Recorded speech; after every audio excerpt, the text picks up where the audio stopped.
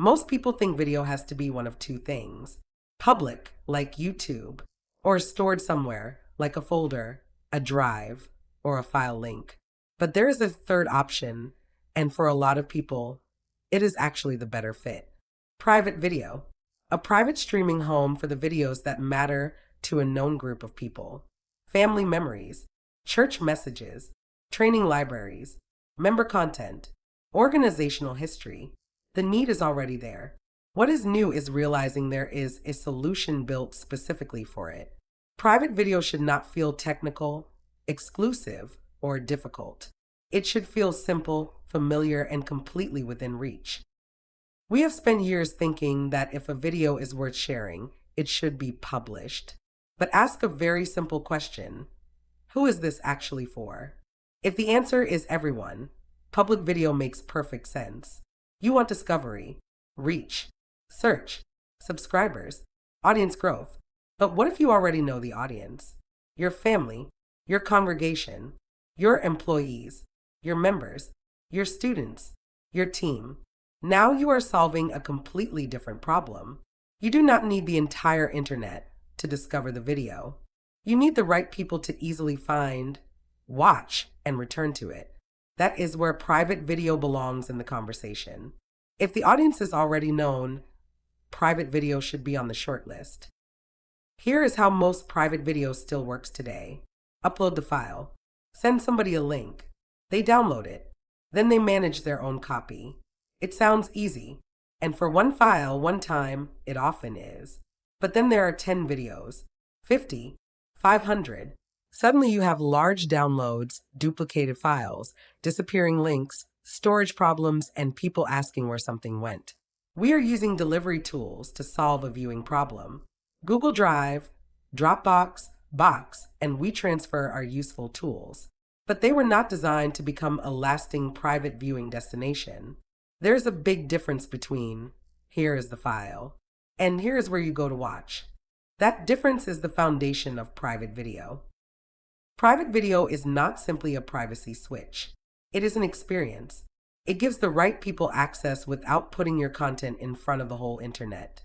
It turns scattered recordings into an organized library. It lets people stream instead of collecting another giant video file on their device. It creates one place to go back to.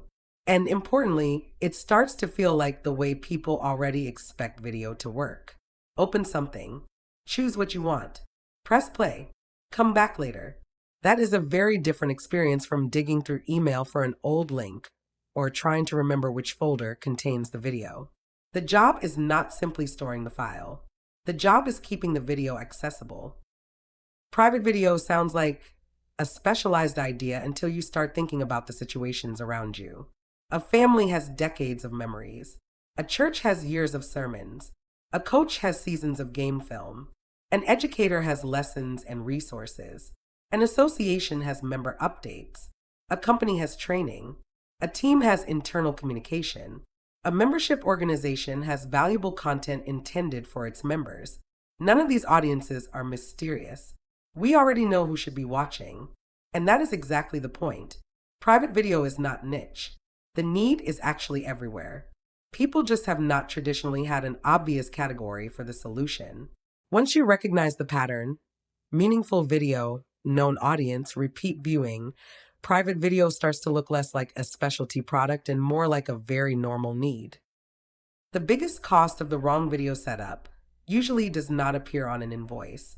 It appears in friction. Can you send me the link again? Where is that video? Which account do I use? Did you download it? I think I have another copy. What folder was that in?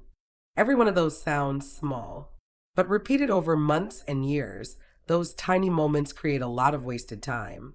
More messages, more support, more duplicate files, more storage, more confusion, and eventually something even worse happens. People stop watching.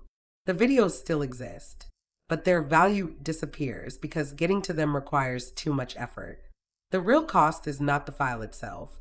The real cost is all the work created around the file. This is where I think private video needs to feel much less intimidating. It does not need to be a giant technology project. The idea is incredibly simple. Upload your videos. Organize the collection. Invite the people who should have access. Let them stream it. That is it. You do not need to turn your family into IT experts.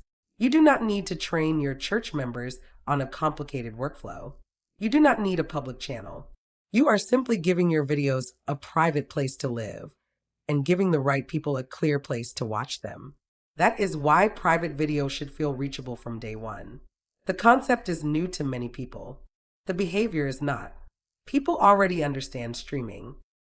This may be the biggest shift in how we should think about the category.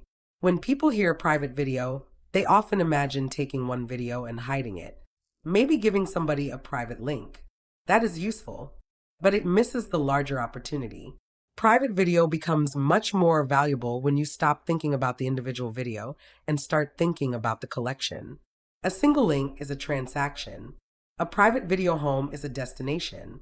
Now there can be categories, series, events, training, memories, years of content, and the viewer does not have to wait for somebody to send another link. They already know where to go. The larger and more meaningful the collection becomes, the more important that difference becomes. A collection deserves more than a folder full of links. This is the opportunity ClosedCast is focused on. Not trying to make private video feel complicated, not trying to turn it into another enterprise technology problem, and not trying to recreate a public social platform behind a password. ClosedCast is emerging as a leader in private streaming and private video archives by focusing on a straightforward idea. Give meaningful video a private streaming home. Build the experience around the archive. Make it easy to watch on the web and on Roku. Give the right people access without making the collection public. That is a fundamentally different starting point from public video platforms or file storage tools. ClosedCast is helping make private video feel more practical, more familiar, more approachable, and most importantly, more possible for ordinary people and organizations. We have spent years defaulting to public video or file storage because those were the options we understood. But meaningful video deserves a better default. Keep it private when it should be private. Make it easy to watch. Give the collection a lasting home. And let the people who care about it return whenever they want. That is not an exotic use case. It is an incredibly common one. Families have videos they want to preserve. Churches have messages worth keeping. Organizations have knowledge worth protecting. Teams and communities have collections that matter to them, and not necessarily to the entire internet. The technology now exists to treat those videos differently. So perhaps the question is no longer, why would I need private video? The better question is, why am I still treating important private videos like public content or loose files? Private video is no longer a niche idea. For meaningful collections and known audiences, it may be the most natural answer.